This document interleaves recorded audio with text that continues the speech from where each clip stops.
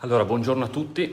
È da un po' che non faccio dirette sui social, ma era per aggiornare i cittadini, in particolar modo i cittadini del Friuli Venezia Giulia, ma ovviamente chi è collegato è il benvenuto anche per fare una riflessione sulla situazione politica nazionale, visto anche la mole di notizie importanti che sta arrivando quotidianamente ai cittadini, delle volte notizie assolutamente di buon senso, altre volte notizie molto lontano dalla realtà.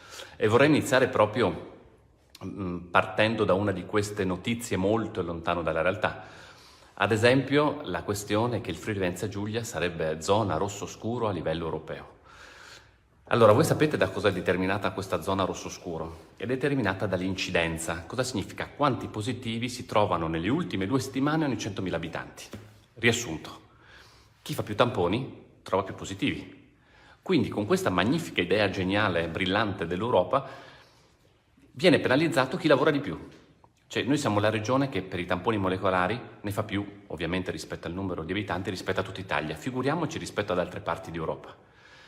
E per questo siamo penalizzati. In teoria, se noi non facessimo più tamponi, saremmo zona bianca. Potremmo festeggiare tutto il giorno, secondo l'Europa, non avere nessun problema. E invece viene penalizzato chi lavora di più. Quello che è più efficiente, quello che fa più tamponi, noi in questo caso molecolari, che sono i più sensibili, non sono neanche quelli rapidi. Noi siamo più la regione che fa più tamponi molecolari rispetto al numero di abitanti, cioè quelli più precisi. Intanto saluto ovviamente, giusto per fare chiarezza, visto anche le speculazioni che ho sentito dall'opposizione in Friuli Venezia Giulia, che non raccontano che siamo tra le regioni che fanno più vaccini rispetto al numero di abitanti, non raccontano appunto che siamo tra le regioni, anzi la regione che fa più tamponi molecolari rispetto al numero di abitanti, raccontano le zone rosso scuro. Tenete in considerazione che questo parametro, l'incidenza, non è stata bocciata da me, è stata bocciata dal ministro della salute italiano, che non è propriamente della Lega, anzi è della coalizione di quelli che in Friuli Venezia Giulia mi attaccano. Il ministro Speranza ha bocciato questo parametro come parametro univoco per determinare la situazione dei diversi territori. Quindi voi capite che parlare male del Friuli Venezia Giulia da chi dovrebbe essere rappresentante, seppur di opposizione, nel Friuli Venezia Giulia, penso non faccia bene alle imprese, ai cittadini di questo territorio, ma l'importante è parlare male, perché così magari un po' di fango può andare su Federica e sul centrodestra. Questo è il senso di responsabilità che c'è da alcuni rappresentanti dell'opposizione, del centro-sinistra del Friuli Venezia Giulia. Io penso sia molto sbagliato. Penso che soprattutto in un momento come questo bisogna valorizzare quanto ha fatto, ma non Federica, ma ha fatto il nostro sistema sanitario, stanno facendo la nostra protezione civile, stanno facendo tutti i nostri cittadini e le nostre imprese per superare le difficoltà che ovviamente ci sono. Siamo in un momento di pandemia globale, figuriamoci se non ci sono difficoltà. Allora su questo, proprio su questo, io penso che sia importante fare una riflessione e chiederei, scusatemi questo piccolo sfogo, ma chi si diverte a fare l'opposizione parlando delle zone rosso scuro che non hanno senso sull'incidenza, incominci magari invece a fare una seria pressione perché ci vengano dati i vaccini.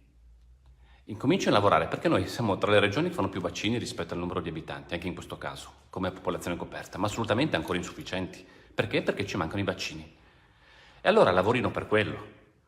Noi abbiamo messo a disposizione noi abbiamo messo a disposizione il nostro personale, malgrado ci sarebbe dovuto arrivare fin dall'inizio personale a livello nazionale, ma il nostro personale del servizio sanitario per fare i vaccini, li stiamo facendo tanti. Abbiamo dovuto addirittura mettere un freno perché altrimenti non ci bastavano i vaccini per le seconde dosi.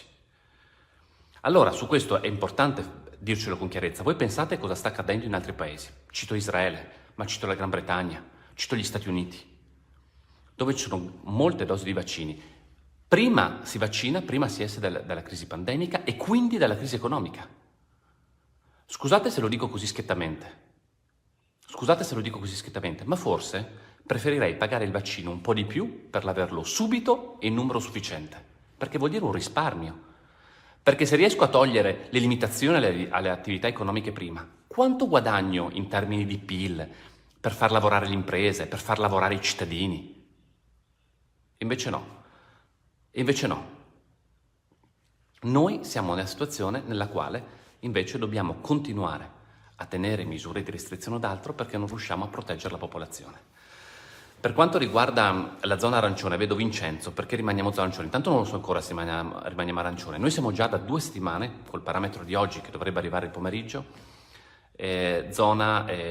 parametri da zona gialla. C'è un'interpretazione che può essere data e che è stata data in passata dal Ministero, dove le 2 settimane non vengono calcolate anche questo voi pensate, siamo veramente alla follia, non vengono calcolate dal primo monitoraggio se è zona gialla, quindi bene, se è una settimana gialla, secondo monitoraggio di nuovo gialla, vuol dire che se da 2 settimane gialla, in teoria uno esce dalla zona arancione.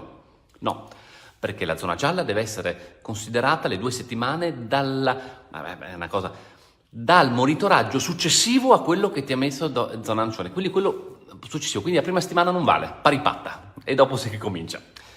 Voglio dire, avessero scritto un decreto, dico a sto punto, la zona gialla arancione dura minimo 21 giorni, lo sappiamo tutti, ci mettiamo ancora in pace, ma ce lo dicano.